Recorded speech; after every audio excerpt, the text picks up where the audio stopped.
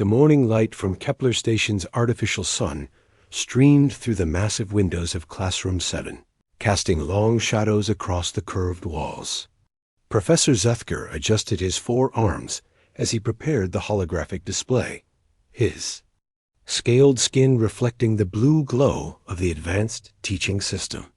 Today would be different from his usual military history lessons. Today he would present something that had the entire Galactic Academy buzzing with gossip and barely contained. Amusement.20-4 students from 12 different species sat in the tiered seating, their various forms of communication devices, ready to record what they expected to be another routine case study. The Korath students flexed their muscular frames and sharpened their natural claws on their desk edges, while the ethereal Nexari floated slightly above their seats, their translucent bodies pulsing with analytical energy. The insectoid Zelani clicked their mandibles in rhythmic patterns, sharing thoughts through their hive connection. Students, Professor Zethker began, his voice carrying the authority of someone who had witnessed 3 galactic wars. Today, we examine a recent development in interspecies military doctrine. The newest addition to the Galactic Defense Accords includes provisions that one member species insisted upon with unusual determination. The holographic display flickered to life, showing the grand chambers of the Accord Council Station. Hundreds of representatives from dozens of species filled the vast amphitheater, their varied forms creating a tapestry of galactic civilization. At the center podium stood a figure that drew immediate snickers from several students. Ambassador Jake Morrison looked small compared to the towering Korath generals and the massive Thulian delegates surrounding him. His simple dark suit and unremarkable human features made him appear almost comically out of place among beings who had mastered space travel while his species was still discovering fire. The ambassador's brown hair was graying at the temples, and his tired eyes suggested someone who had been fighting an uphill battle for weeks. The human representative, Professor Zethker continued, demanded the complete prohibition of biological weapons in any conflict involving human forces. Not regulation, not limitation, but total elimination from acceptable military doctrine. Crixtal, the largest of the Korath students, let out a barking laugh that echoed through the classroom. His red eyes gleamed with amusement as he spoke. Professor, surely this is a mistake. The humans want to ban biological weapons entirely. Do they not understand that such weapons are standard in modern warfare? Other students joined the laughter. A Nexari named Quindara floated higher, her crystalline voice tinkling with analytical condescension. My research indicates that humans have been part of galactic civilization for merely 200 of their years. Perhaps their inexperience explains such idealistic proposals. The display showed Ambassador Morrison standing firm at the podium as massive alien delegates loomed over him. His voice, calm but unwavering, carried across the chamber. The human delegation maintains that biological weapons represent an unacceptable escalation that threatens not just military targets, but entire civilian populations.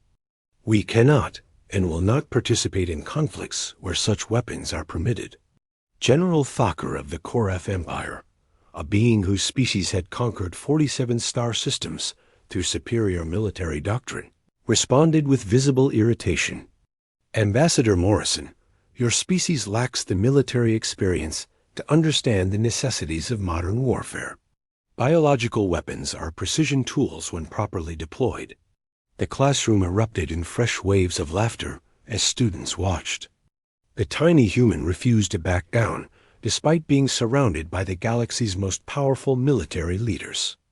A Zelani student clicked excitedly to her hive mates, sharing the amusing spectacle of a primitive species trying to dictate policy to their betters. Professor Zethker paused the display and observed his students' reactions. The amusement was exactly what he had expected, but something in his ancient eyes suggested deeper knowledge. The human delegation ultimately succeeded in their demand. The biological weapons ban was added to the Accords. despite significant opposition from military commanders across the galaxy. Crystal slammed a massive fist on his desk, creating a small dent in the metal surface. Professor, this makes no sense.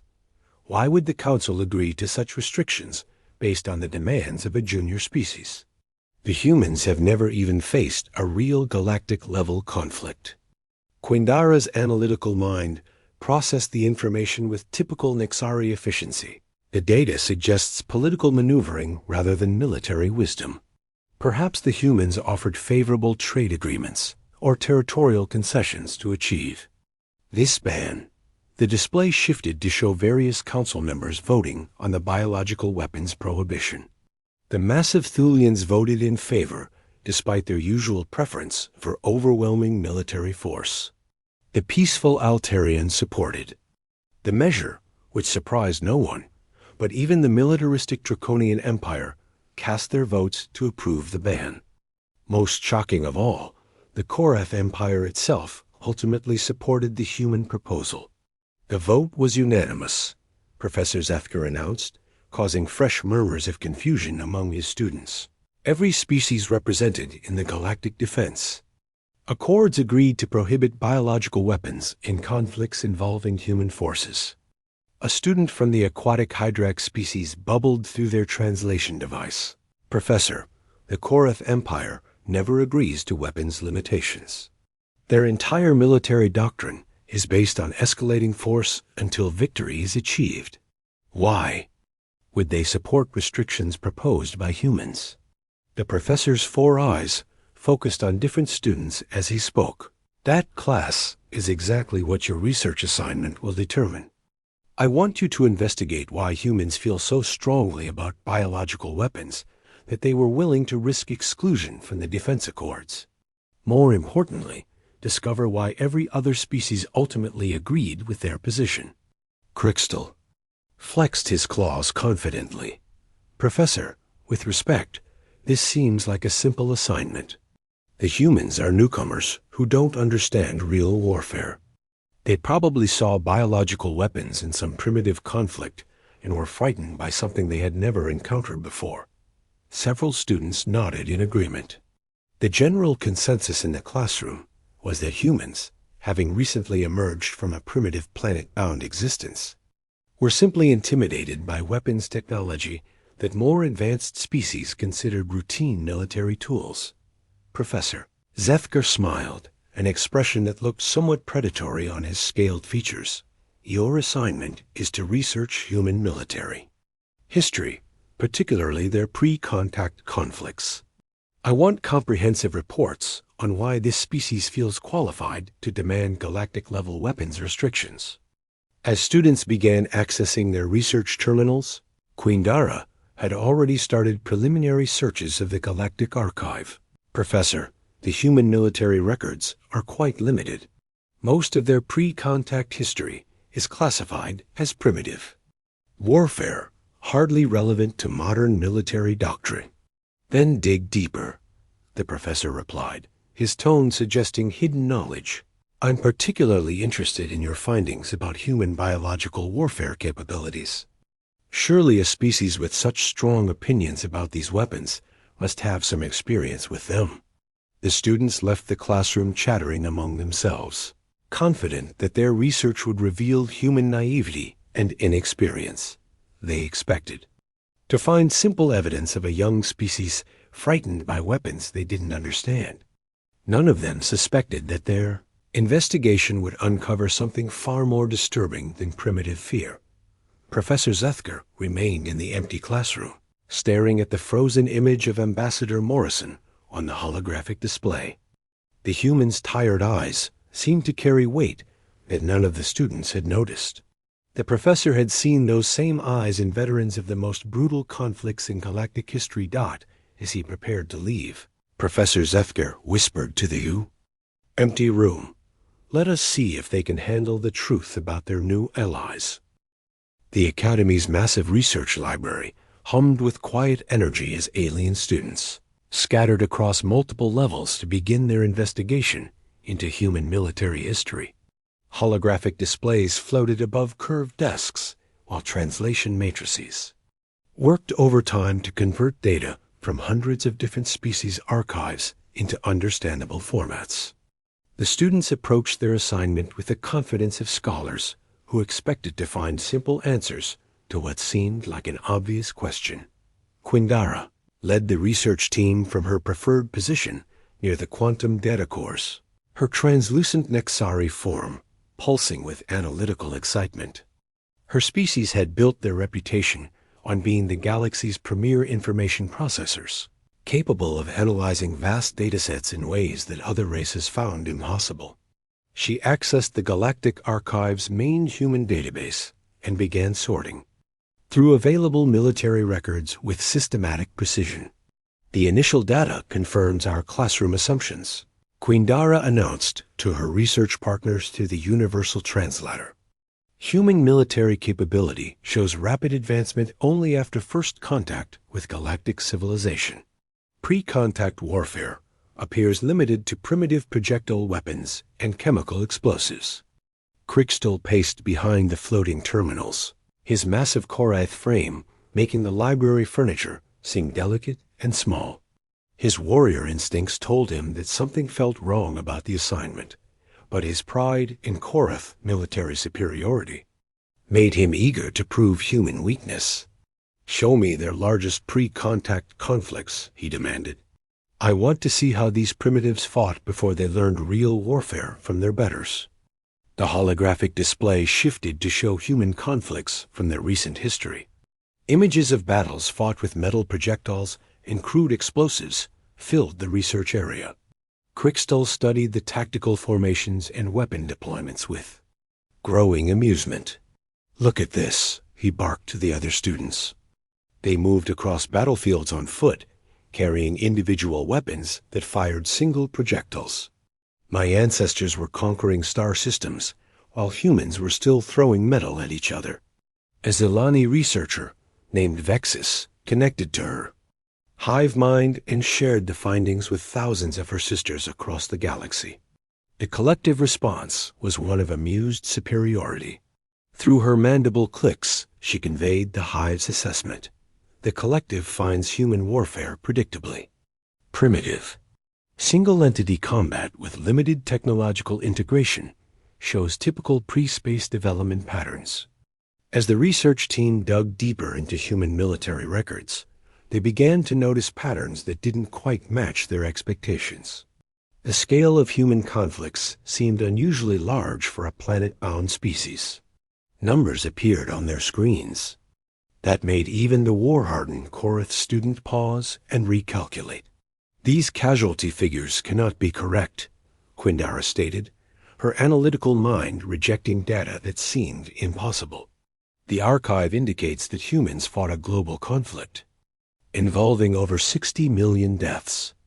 This would represent a significant percentage of their total planetary population."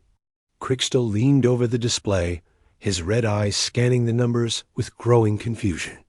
The Korath have never engaged in conflicts approaching this scale, and we have fought across multiple star systems.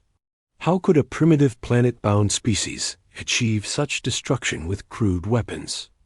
The research continued through the Academy's evening cycle as students discovered that humans had not fought one massive conflict, but multiple wars of incredible scope and brutality. Their pre-space history revealed continuous warfare spanning millennia, with technological advancement driven primarily by military necessity. Each conflict seemed to end only when participants developed weapons so destructive that continued fighting threatened their entire civilization. Vexis shared new data with her hive mind, and the collective response carried tones of unease rather than amusement. The collective finds human warfare patterns disturbing. Their species appears to have developed military technology primarily through conflict escalation rather than peaceful scientific advancement. As the night progressed, the research team encountered their first major obstacle. References to something called the Geneva Conventions appeared throughout human military records, along with mentions of biological and chemical warfare treaties. However, detailed information about these agreements was heavily restricted in the Galactic Archive. I cannot access specific data about human biological warfare capabilities, Quindara announced with frustration unusual for her analytical species. The files exist in the archive, but they are classified at levels typically reserved for active military threats. Crixtal's warrior pride bristled at the idea of being denied access to military information. "Use my credentials," he growled. The Korath Empire maintains security clearance for most galactic military archives. If humans developed primitive biological weapons, we should be able to review their crude attempts. The security protocols accepted Crixtal's military authorization, but even his enhanced access revealed only fragments of human biological warfare history. What they could see suggested that humans had indeed experimented with biological agents during their pre-space conflicts, but the specific details remained locked behind additional security barriers. "This makes no sense," Quindara muttered, her form flickering with confused energy patterns. Why would primitive biological experiments require such high-level security classification? Most species have similar early development biological warfare programs in their historical records. A breakthrough came when Vexus discovered an administrative error in the archive's security matrix. A routine data migration had temporarily reduced security levels on certain human historical files, creating a window of opportunity for deeper research. The Zelani immediately shared this discovery with her research partners. "We have approximately 6 hours before the security protocols are updated," she announced through her translator. "The collective suggests we gather as much data as possible during this access window." The team worked with renewed urgency, downloading massive amounts of previously restricted human military data. As the files processed through their translation, matrices, patterns began to emerge that challenged everything they thought they knew about human warfare capabilities. The first truly disturbing discovery came from chemical warfare records. Humans had not only developed chemical weapons, but had deployed them with devastating effectiveness during their early 20th century conflicts. The tactical applications and casualty rates far exceeded what the students expected from primitive warfare. "Professor Zethker needs to see this," Quindara stated, her analytical composure beginning to crack. "The human chemical warfare program shows sophistication that approaches modern galactic standards, despite their primitive technology base." Crixtal studied battle reports that described human chemical attacks in detail. His warrior training allowed him to appreciate the tactical brilliance behind the deployments, but something about the casual efficiency of the chemical warfare disturbed him in ways he couldn't quite identify.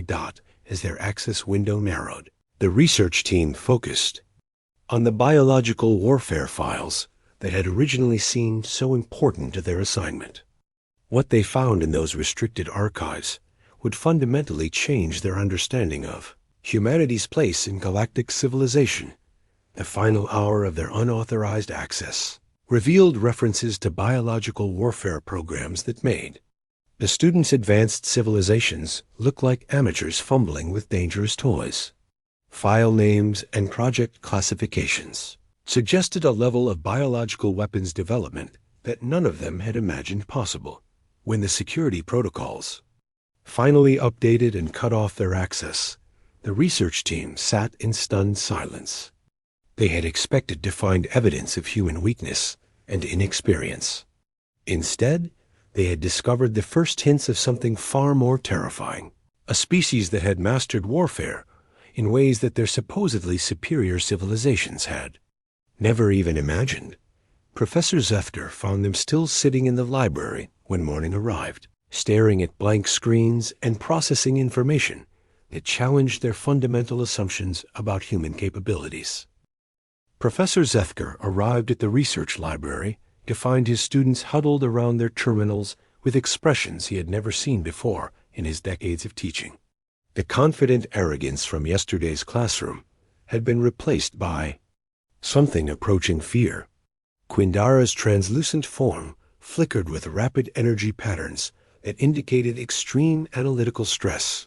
While Crystal sat motionless in a way that suggested his warrior instincts were screaming warnings, his mind couldn't yet process. "Professor," Quindara whispered, her crystalline voice trembling with uncertainty, "we found something in the restricted human archives that we need you to review.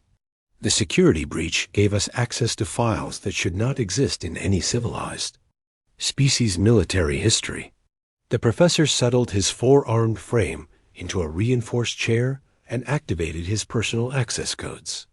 As the senior military historian at the Academy, his security clearance exceeded even the Korath military credentials the students had used.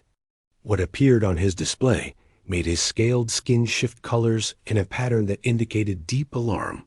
The files revealed human biological warfare programs that defied everything the galactic community understood about weapons development. Where other species had created crude biological agents through trial and error, humans had approached biological warfare with scientific precision that bordered on artistic mastery. Their weapons programs showed an understanding of biological systems that made the galaxy's most advanced researchers look like primitive students. "Project Black Death," Professor Zethker read aloud, his voice carrying new weight as he processed the implications. A human biological warfare initiative that successfully weaponized airborne pathogens with targeted genetic markers. Deployment. Capability. Continental scale elimination of specific population groups while leaving infrastructure intact. Crystal leaned forward, his massive frame tense with the realization that his species' military superiority might be an illusion. "Professor, the Korath Empire has never achieved biological weapons with that level of precision. Our biological agents are area denial weapons at best. These humans created biological tools that could selectively eliminate enemies while preserving everything else." The professor continued reading, each new revelation more disturbing than the last. Human biological warfare research had not been limited to simple pathogens. They had engineered viruses that could remain dormant for decades before activation, bacterial agents that could survive in extreme environments for centuries, and toxins that could be delivered through methods so subtle that victims would never know they had been attacked. The scope of their research exceeds anything in our galactic databases, Quindara reported, her analytical mind struggling to process information that challenged her species' reputation as the galaxy's premier researchers. They developed biological weapons that could target specific age groups, genetic lines, or even individual biochemical markers unique to enemy populations. Vexus clicked frantically as she shared the discoveries with her hive mind. The collective response that came back through her connection carried tones of horror that no Zilani had ever experienced. The collective finds human biological warfare capabilities beyond all known parameters. Their weapons programs suggest understanding of biological systems that approaches the level of the creators themselves. Professor Zethker accessed deeper levels of the human archives, using his maximum security clearance to review files that carried warnings about psychological damage to researchers. What he found there made him understand why the human delegates had insisted so strongly on biological weapons restrictions. The humans had not only created biological weapons of unprecedented sophistication, but they had deployed them with devastating effectiveness during their pre-space conflicts. Battle reports described biological attacks that had eliminated entire enemy populations while leaving cities and infrastructure completely intact. The tactical applications showed a level of strategic thinking that impressed even the professors' military-trained mind. They used biological weapons not as tools of destruction, but as instruments of precision, the professor observed, his academic fascination warring with growing horror. A human commander could eliminate an enemy army while preserving every building, every piece of equipment, every resource except the people defending them. The most disturbing revelation came when they discovered that humans had developed biological weapons programs in multiple nations simultaneously. Unlike other species who had centralized biological warfare research under single military commands, humans had created competing programs that pushed the boundaries of biological destruction. In different directions, Crichton studied tactical reports that described biological warfare deployments with clinical efficiency. Professor, these humans were not stumbling onto dangerous weapons by accident. They were systematically developing biological tools with specific tactical applications in mind. This shows military planning that exceeds Korath strategic doctrine. The research team discovered that human biological warfare had not been limited to external conflicts. Files revealed that human nations had prepared biological weapons for use against their own populations if enemy forces occupied their territories. The concept of biological scorched earth tactics was something no other galactic species had ever considered. They were willing to destroy themselves rather than allow enemies to benefit from conquest.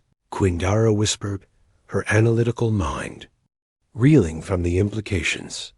The strategic thinking required for such planning suggests a species that understands warfare at levels we have never achieved. Professor Zethker found references to biological warfare incidents that had shaped human military doctrine. The files described attacks where biological weapons had been deployed with such effectiveness that entire regions became uninhabitable for generations. The long-term consequences had taught humans lessons about biological warfare that no other species had ever needed to learn. The most shocking discovery came when they accessed files about human biological warfare defense systems. Not only had humans created biological weapons that surpassed anything in the galactic archives, but they had also developed countermeasures and protective protocols that demonstrated complete mastery of biological warfare principles. They built defenses against their own weapons, the professor stated, his voice carrying new respect for human military capabilities.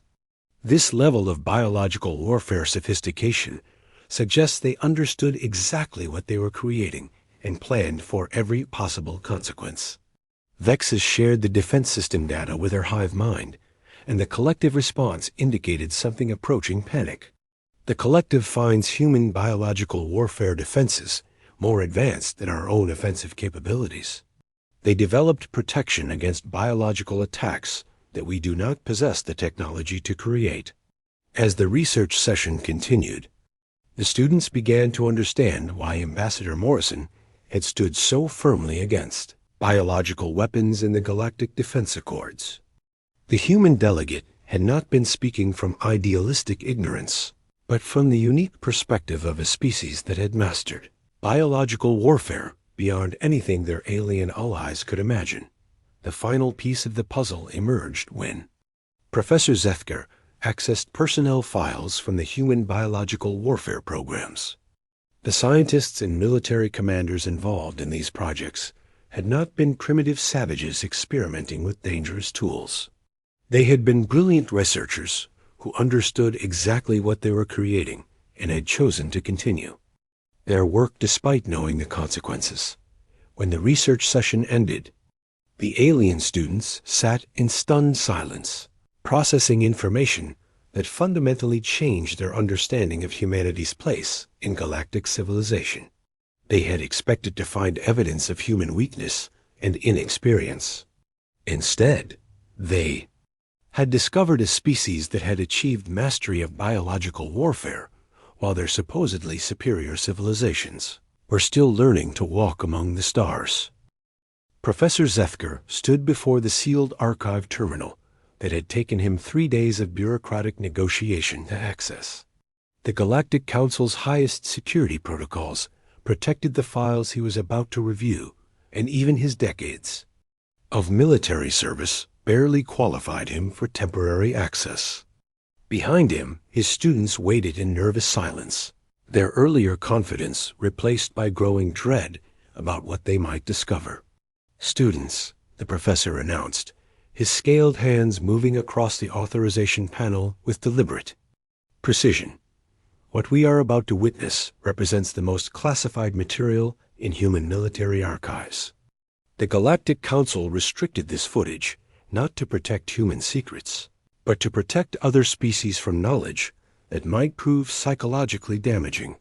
The first video file activated with a warning message in 12 different galactic languages. Quindara translated the human text that appeared on screen. The following documentation contains graphic evidence of biological warfare deployment and aftermath.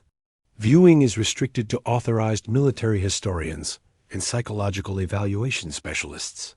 The holographic display filled with grainy footage from what human records labeled as the first global conflict. The images showed a battlefield that looked normal at first glance, with trenches and defensive positions typical of primitive ground warfare. Then the perspective shifted to show what had happened after the biological attack. Crixtal leaned forward, his warrior training allowing him to analyze battlefield conditions with professional detachment. The tactical situation appears standard for human ground warfare. He began, then stopped abruptly as the full scope of the scene became clear. Professor, where are the bodies? The camera panned across miles of empty trenches and abandoned equipment. Weapons lay scattered where soldiers had dropped them, but no corpses filled the battlefield. The biological agent had been so efficient that it left behind only empty uniforms and the scattered personal belongings of thousands of dead soldiers. The pathogen eliminated all organic matter, Professor Zethker explained, his voice carrying the weight of someone who had studied too many battlefields. The biological weapon consumed everything living in the target area, then died out naturally after completing its programmed function. Vexus connected to her hive mind to share the images, but the collective response forced her to disconnect. Immediately, the collective cannot process this level of biological warfare efficiency, she announced through rapid mandible clicks.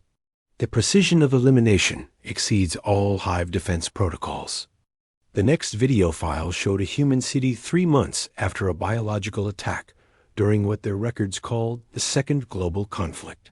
The students watched in stunned silence as the camera moved through streets filled with intact buildings, functioning vehicles, and untouched infrastructure. Everything appeared normal, except for the complete absence of any living thing. 15 million people, Quindara whispered, her analytical mind struggling to process the scale of destruction. A biological weapon eliminated 15 million human beings while leaving every building, every machine, every piece of infrastructure completely intact. The footage continued with scientific documentation recorded by human researchers who had entered the dead city wearing protective suits. Their voices, translated through the universal language matrix, carried tones of professional fascination mixed with underlying horror at what their own species had accomplished. Day 37 post-deployment, a human scientist reported to his recording device. The biological agent has completed its programmed life cycle and eliminated all traces of its presence. The city infrastructure remains fully functional. Power systems operational. Water treatment facilities intact. Transportation networks undamaged. Total civilian casualties, 100%. Crixtal stood abruptly, his massive frame trembling. With emotions his warrior culture had no words to express. Professor, the Korath Empire considers itself the galaxy's premier military force. We have conquered 47 star systems through superior warfare doctrine, but we have never achieved anything approaching this level of tactical precision. The display shifted to show human military commanders reviewing biological warfare deployment options during their final pre-contact conflict. The students listened in growing horror as human officers discussed biological weapons with the same clinical detachment that other species used when planning conventional attacks. Option 3 involves targeted genetic markers. A human general explained to his staff, pointing to tactical maps that showed population centers across entire continents. We can eliminate enemy leadership classes while preserving worker populations.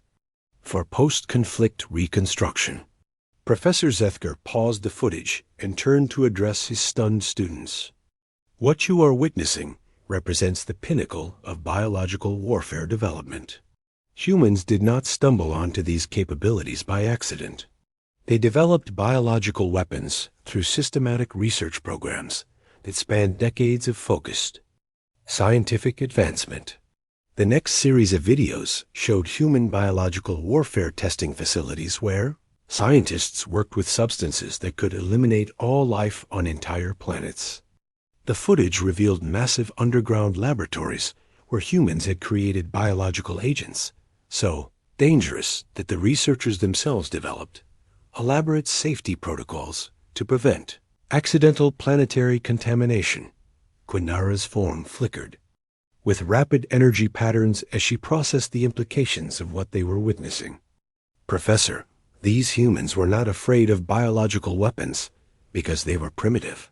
They understood biological warfare better than any species in the galaxy, and they were terrified of what they had created.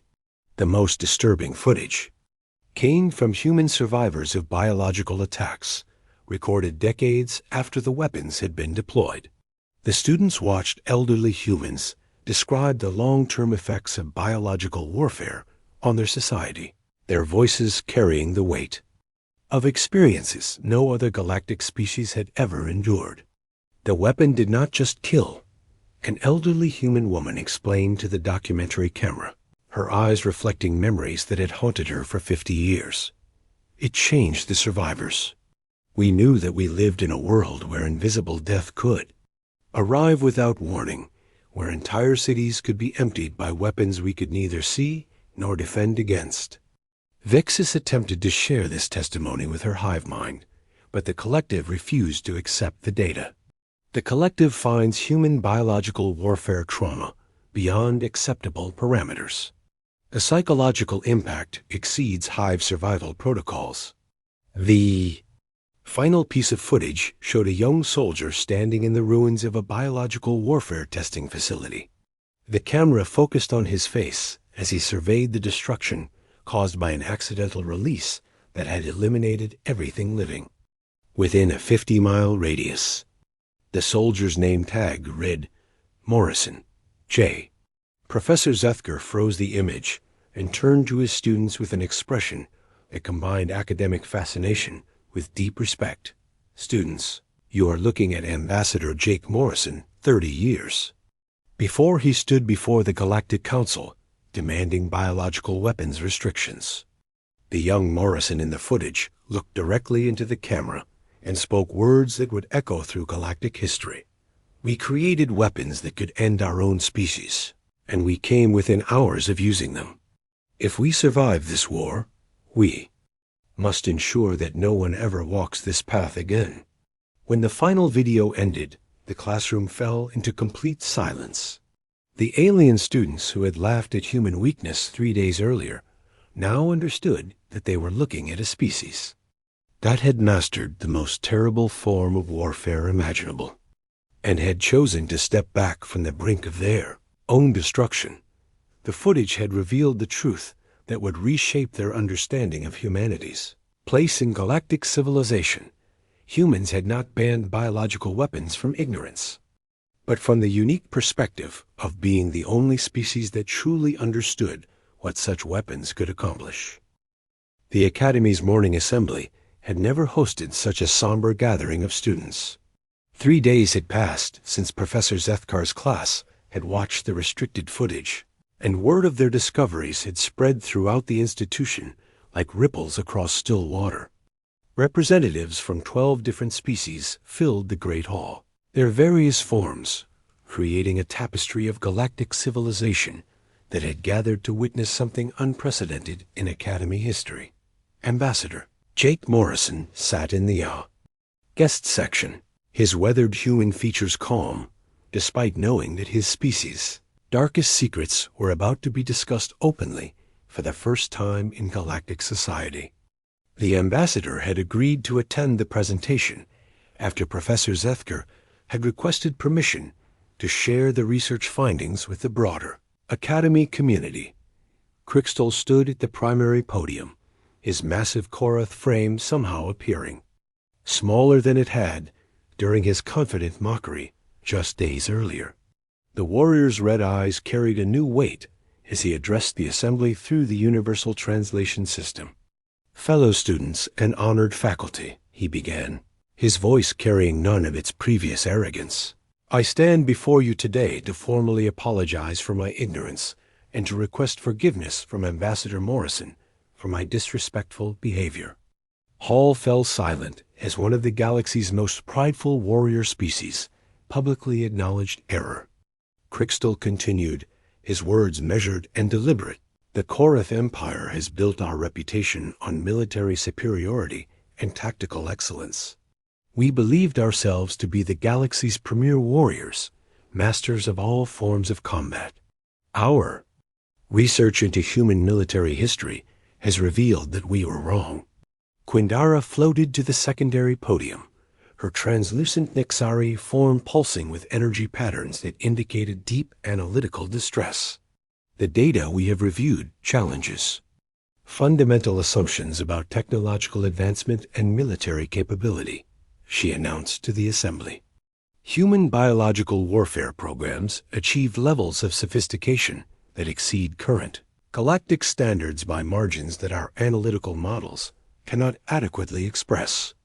The holographic displays around the hall activated to show carefully selected portions of the human military archives. Professor Zethker had chosen documentation that would convey the scope of human biological warfare capabilities without violating the psychological protection protocols that kept the most disturbing footage classified. Vexis connected to her hive mind and spoke for the collective consciousness of her entire species. "The Zamani Collective has processed the available data about human biological warfare capabilities. Our conclusion is that humans achieved mastery of biological weapons that approaches the theoretical limits of what organic science can accomplish. Their decision to abandon such weapons represents a choice that no other species has ever faced." The presentation continued with comparative analyses that demonstrated how human biological warfare research had surpassed the efforts of species with thousands of years of technological advancement. Charts and graphs filled the air around the assembly, showing development timelines that made other species' military progress appear glacially slow by comparison. "The humans accomplished in decades what our civilizations have not achieved in millennia," Quindara reported, her analytical voice carrying tones of professional respect rather than her earlier condescension. "Their biological weapons programs show scientific advancement driven by necessity and refined through practical application. They did not develop these capabilities through theoretical research, but through active deployment and field testing." Ambassador Morrison remained silent during the presentation, his eyes reflecting memories that the students were only beginning to understand. When Professor Zethker invited him to address the assembly, the ambassador rose slowly and approached the central podium with the measured steps of someone carrying invisible weight. "Students and faculty of the Galactic Academy," Morrison began, his voice steady despite the emotional burden of his words. "I appreciate your thoroughness in researching human military history. What you have discovered represents the darkest chapter of our species' development, and I understand why it might be difficult for other races to comprehend." The ambassador activated a personal holographic display that showed images from his own military service, carefully selected to illustrate human biological warfare experiences without violating security protocols. "I served in the final biological warfare unit of my planet's military forces. My job was to oversee the controlled elimination of biological weapons stockpiles after our species decided that such weapons were too dangerous to maintain." Morrison's presentation revealed aspects of human biological warfare that the students had not discovered in their research. He described weapons so sophisticated that they could be programmed to activate based on specific environmental conditions. biological agents that could remain dormant in the environment for centuries before triggering, and delivery systems so subtle that entire populations could be infected without ever knowing they had been attacked. The weapons you have studied in our archives represent only the declassified portions of our biological warfare programs, Morrison continued, his words carrying implications that made several students shift uncomfortably in their seats. They, classified materials, contain capabilities that we determined were too dangerous for any species to possess, including ourselves. Quickstall interrupted the presentation with a question that reflected the fundamental shift in his understanding. Ambassador Morrison, why did humans choose to abandon weapons that gave them such overwhelming tactical advantages? The Koreth would never voluntarily surrender military superiority. Morrison smiled sadly and activated another display that showed images from the biological warfare incident that had shaped his entire worldview. We made that choice because we learned what happens when biological weapons are used without restraint. I was present when an accidental release eliminated every living thing within 50 miles of our testing facility, including the families of the researchers who had created the weapons. The hall fell silent as Morrison described the aftermath of biological warfare deployment, the long-term consequences that affected not just enemy populations, but entire ecosystems, and the psychological trauma that haunted survivors for generations.